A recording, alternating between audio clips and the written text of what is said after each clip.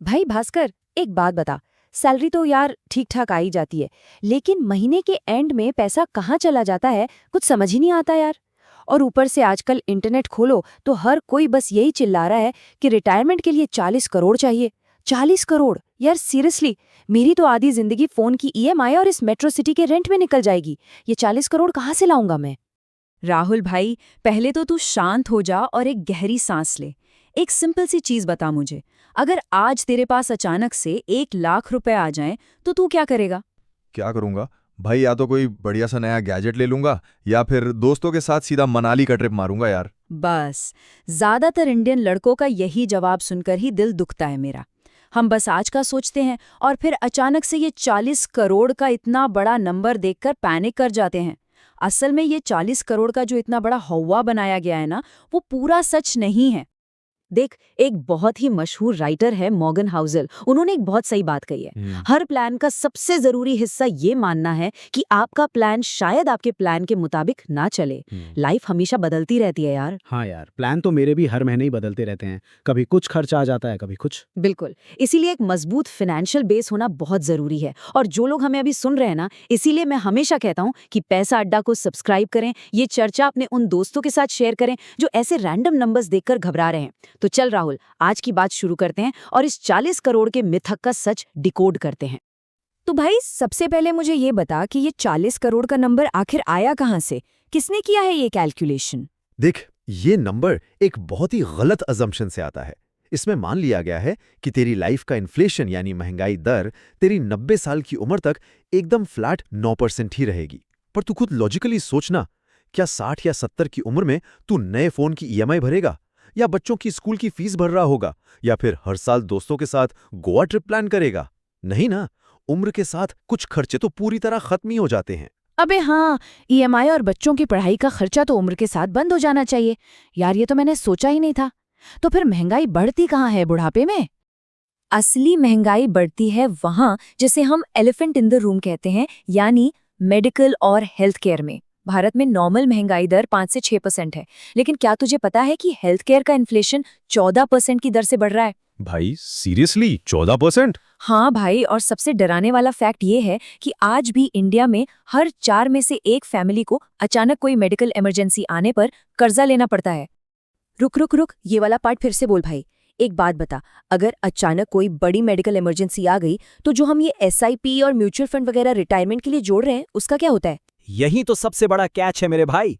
बिना एक अच्छे हेल्थ इंश्योरेंस के तेरी एक हॉस्पिटल विजिट तेरी सालों की जोड़ी हुई रिटायरमेंट एसआईपी को हमेशा के लिए खत्म कर देगी। ज्यादातर लोग सिर्फ कॉर्पोरेट इंश्योरेंस के भरोसे बैठते हैं, जो बिल्कुल काफी नहीं है।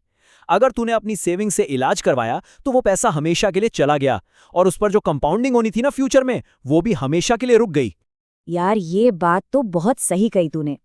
अच्छा चल, मान लिया मैंने हेल्थ इंश्योरेंस ले भी लिया और बुढ़ापे के लिए पैसा भी बचा लिया, लेकिन रिटायर होने के बाद वो पैसा आखिर कितने साल तक चलेगा? इसे समझने के लिए फाइनेंस में एक टर्म होता है विड्रॉल रेट। भाई मतलब ये है कि रिटायरमेंट के बाद तू अपने टोटल फंड का कितना प्रतिशत हिस्सा हर साल अपना घर चलाने के लिए बाहर निकालता है। ग्लोबल स्टैंडर्ड में जैसे अमेरिका में इसे 4% माना जाता है, लेकिन भारत में मार्केट ज़्यादा ऊपर नीचे होता है, इसलिए हमारे लिए सुरक्षित जोन 3 से 3.5% है। अगर तू इस रेट से पैसा निकालेगा ना, तो तेरा कॉर्पस आराम से 85-90 की उम्र तक चलेगा। अब जरा इसके पीछे का असली गणित समझ। अगर किसी इंसान के पास आज 4 करोड़ रुपए का कॉर्पस है और उसे किसी डाइवर्सिफाइड म्यूचुअल फंड में करीब 12.2% का रिटर्न मिल रहा है, तो बिना कोई नया पैसा डाले 20 साल बाद कंपाउंडिंग की ताकत से वो 4 करोड़ अपने आप 40 करोड़ बन जाएंगे। तुझे सिर्फ समय चाहिए, आज के आज बहुत सारा कैश नहीं चाहिए।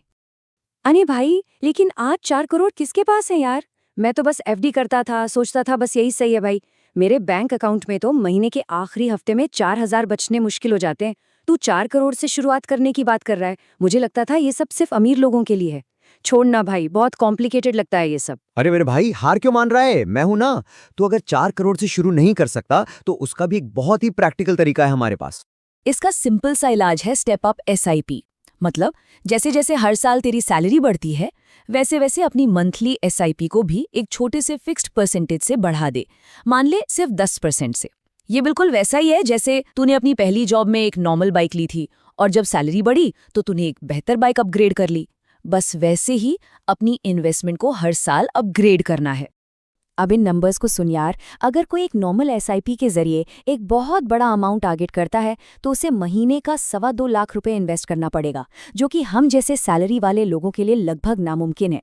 लेकिन अगर वो स्टेप अप एसआईपी का तरीका अपनाता है, मतलब हर साल इन्वेस्टमेंट में सिर्फ 10% की बढ़ोतरी, तो उसे शुरुआत केवल 1,07,000 रुपए से करनी होगी। और अगर तेरे रिटायरमेंट गोल्स 40 करोड़ से कम है तो ये मंथली अमाउंट और भी छोटा हो जाएगा। अबे तो मतलब अगर मेरी सैलरी हर साल बढ़ रही है तो मैं अपना इन्वेस्टमेंट अमाउंट धीरे धीरे बढ़ाकर आज का प्रेशर कम कर सकता हूँ। यार ये तो मैंने सोचा ही नहीं था, ये तो सच में आसानी से किया जा सकता है। बिल्कुल किया जा सकता है। तो राहुल भाई, आज की इस चर्चा से हमने क्या सीखा? 3 सिंपल बातें याद रखनी है। पहली, हेल्थ इंश्योरेंस बहुत जरूरी है भारी, वरना सारी सेविंग्स एक झटके में अस्पताल के बिल में चली जाएंगी। दूसरी, अपनी इन्वेस्टमेंट जर्नी में आज ही एक स्टेप अप एसआईपी शुरू कर, चाहे अमाउंट छोटा ही क्यों ना हो। और तीसरी, सबसे जरूरी बात, ये इंटरनेट पर जो 40 करोड़ वाले डरावने नंबर्स घूम रहे हैं ना, उनसे डरना बंद कर। हर इंसान की लाइफ और खर्चे अलग होते हैं।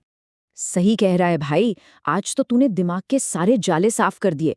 40 करोड़ सुनकर तो मेरी रातों की नींद ही उड़ गई थी। लेकिन भाई, एक चीज अभी भी समझ नहीं आई। अगर मान ले मैंने इन्वेस्ट कर दिया और मेरे रिटायर होने के ठीक पहले मार्केट एकदम से क्रैश हो जाए, तो क्या मेरा सारा पैसा डूब जाता है? अरे ये तो सीक्वेंस ऑफ रिटर्न्स रिस्क का मामला है, और यही तो हमारे अगले सेशन का टॉपिक है। तभी तो कहता हूं, पैसा अड्डा को अभी सब्सक्राइब करें और वो बेल आइकन दबा दें दोस्तों, वरना ऐसी काम की बातें पक्का मिस कर जाएंगे। मिलते हैं अगली बार अड्डा में।